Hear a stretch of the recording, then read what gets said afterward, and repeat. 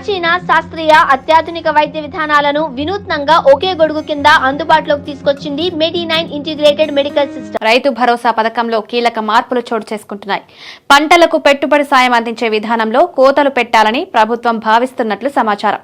ముఖ్యంగా ప్రభుత్వ ఉద్యోగులు, ఆదాయపు పన్ను చెల్లింపుదారులకు ఈ పథకానికి అర్హులు కాదని ప్రభుత్వం తేల్చి చెప్పినట్టు విశ్వసనీయ వర్గాల ద్వారా తెలుస్తోంది. ప్రభుత్వ ఉద్యోగుల పేరుపై ఉన్న భూములకు పెట్టుబడి సాయం అందించకూడదనే నిర్ణయం తీసుకున్నట్లు సమాచారం. దీంతో రైతు భరోసాలో కోతలు అనివార్యమయ్యాయి.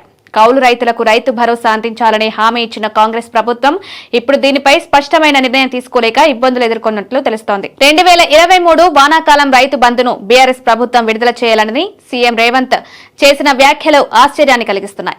నిజానికి ఆ ఏడాది ఆగస్టు 23 నాటికి అప్పటి ప్రభుత్వం 68.99 లక్షల మంది రైతుల ఖాతాల్లో 7,624.74 కోట్ల రూపాయలు జమ చేసినట్లు అధికారికంగా గణాలున్నాయి.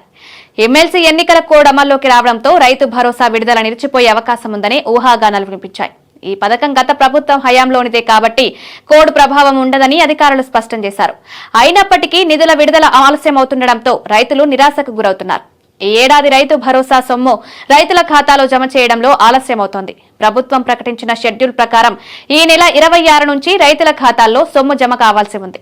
గణతంత్ర దినోత్సవం రోజు లాంఛనంగా ప్రారంభించిన కార్యక్రమంలో 31 గ్రామాల్లోని 15,937 మంది రైతులకు మొత్తం 18.52 కోట్లు విడుదల చేశారు. కానీ మిగిలిన గ్రామాల్లో రైతులకు ఇప్పటికీ సాయం అందలేదు. గత ప్రభుత్వ హయాంలో సాగుకు అనర్హమైన భూములకు కూడా పెట్టుబడి సాయం అందించారని కాంగ్రెస్ ప్రభుత్వం ఆరోపిస్తోంది. ఇందుకు భిన్నంగా ఇప్పుడు కేవలం సాగుకు అనుకూలమైన భూములకే రైతు భరోసా అందించాలని నిర్ణయించింది. పరిశీలనలో భాగంగా 10,000 ఎకరాలకు పైగా సాగుకు అనర్హమైన భూములు గుర్తించారు. ఇప్పుడు అటువంటి భూములను తొలగించి మిగిలిన భూములకు మాత్రమే పెట్టుబడి సాయం అందించాలని నిర్ణయించారు. ఈ మార్పుల కారణంగా రాష్ట్ర వ్యాప్తంగా 2.9 లక్షల మంది రైతులకు మాత్రమే పెట్టుబడి సాయం అందనుంది.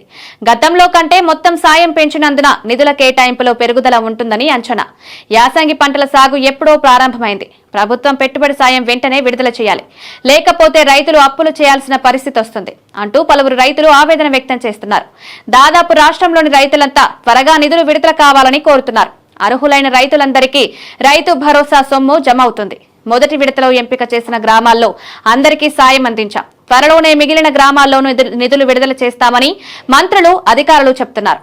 అకౌంట్లో డబ్బులు ఎప్పుడు జమ చేస్తారో చెప్పడం లేదు. రైతు భరోసా నిధుల విడుదలపై వ్యవసాయ శాఖకు పూర్తి స్థాయి సమాచారం అందకపోవడం గమనార్హం.